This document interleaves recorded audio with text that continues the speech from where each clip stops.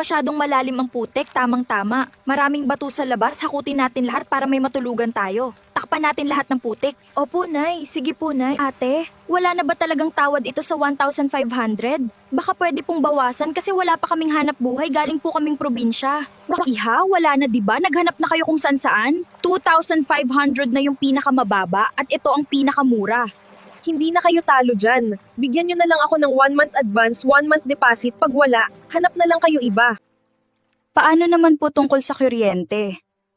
Napansin ko po kasi na wala pang kuryente yung bahay nyo.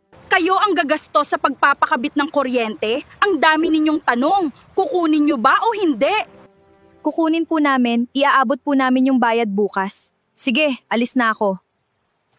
Paano matitirahan yan? Puro tubig at putik.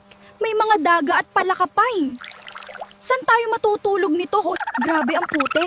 Sana mababaw lang yan. Paano kaya natin mapupuntahan si Aling Tisay, yung may-ari ng bahay, para manghingi tayo ng papag o kahit anong gamit? Nay, wala pang papag, wala lahat. At para bang nagkakaroon ng high tide dito, puro putik, ang daming palaka at ang daming daga. Ito na ba talaga ang titirahan natin, Nay? Nay, takot po ako sa daga at palaka. Lipat tayo ibang bahay, Nay. Ayoko po matulog dito. Baka mamaya maraming palakang pumasok. Nay, nakakatakot naman dito. Baka mamaya natutulog tayo biglang magbaha. Wala pang kuryente. Saan tayo matutulog ngayon, Nay? Di masyadong malalim ang putik, tamang-tama. Maraming bato sa labas, hakutin natin lahat para may matulugan tayo. Takpan natin lahat ng putik. Opo, Nay. Sige po, Nay. Napakahirap talaga ng walang tatay. Kung nabubuhay lang sana si tatay, Nay. Wala sanang ganitong sitwasyon sa atin. Tama ka po, ate.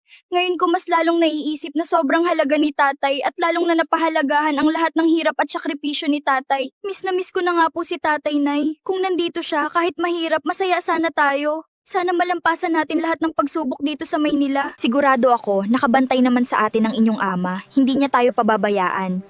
At lagi niya tayong bibigyan ng lakas para bumangon araw-araw. Sige, Nay. Maghahakot na po kami ng bato. Alis na po kami. Kunin na po namin. Sige, anak.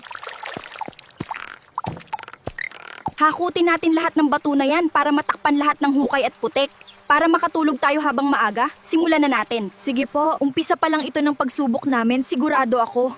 Napakarami naming pagdadaanan dito. Pero ito ang magpapalakas sa amin. Madami-dami pa hahakutin namin.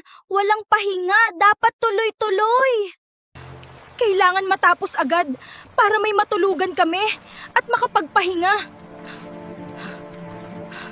Masyado kasing malayo yung hakutan ng bato, kaya medyo mahirap, pero makakaraos din.